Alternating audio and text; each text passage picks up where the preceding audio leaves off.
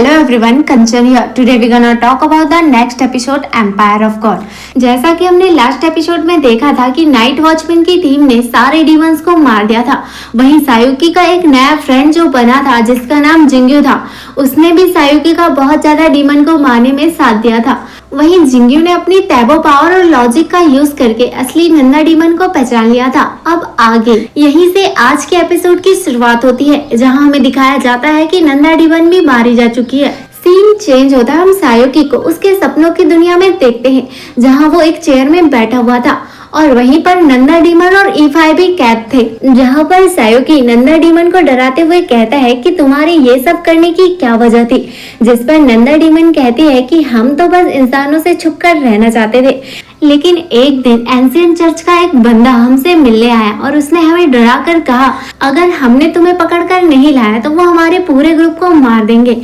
इसलिए हमने तुम्हें इतनी प्लानिंग करके पकड़ने की योजना बनाई थी, लेकिन जब हमने तुम्हारी पावर्स को देखा तो हम तुम्हें मारने पर मजबूर हो गए। जिस पर सायुकी कहता है कि आखिर तुम्हारी पूरी प्लानिंग तो वेस्ट हो गई और लास्ट में तुम भी मारी गई,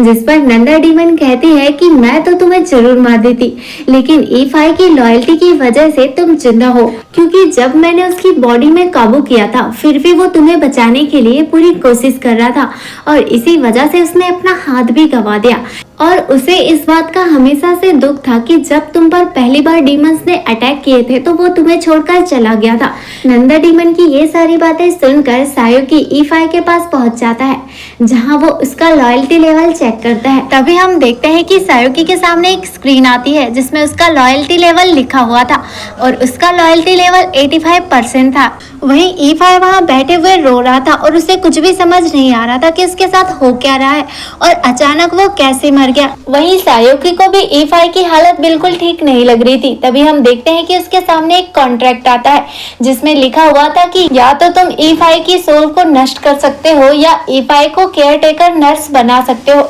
जिसके बाद हम देखते हैं कि सायुकी उसे केयर टेकर नर्स बना देता है। वहीं हम देखते हैं E5 को जो इस कॉन्ट्रैक्ट में साइन कर देता है। सीन चेंज होता है और हम सायुकी को देखते हैं जो नाइक्स के पास जाता है, जहां नाइक्स उससे कहती है कि क्या तुम मुझसे मिलने आए हो, जिस पर सायुकी कहता है कि मैं आपसे मिलने नहीं, आपको किसी से मिलवाने आया हूँ। तभी हम देखते हैं कि सायुकी E5 को बुला लेता है, जहां पर नाइक्स उसे देखकर उसे अपना ग्रैंड चाइल्ड समझने लगती है और जाकर E5 से गले लग जाती है। तभी हम देखते हैं कि सायुकी उससे धीरे से कहता है कि नाइक्स की हालत ठीक नहीं है, इसलिए तुम्हें उसका ग्रैंड चाइल्ड बनने का नाटक करना पड़ेगा, जिसके बाद हम देखते हैं कि E5 भी मान जाता है और उसे अपनी दादी माँ कहकर बुलाने लगता है। जिसके बाद सायुकी देखता है कि नाइक्स की हालत अब 23% ठीक हो गई है। तभी सीन चेंज होता है और हम सायुकी को देखते हैं जो कैप्टन के पास आया होता है, जहां वो कैप्टन से कहता है कि मुझे कुछ रिसोर्सेज से पता चला है कि जो स्कूल में अटैक हुआ था वो एंशिएंट चर्च के लोगों ने प्लान किया था।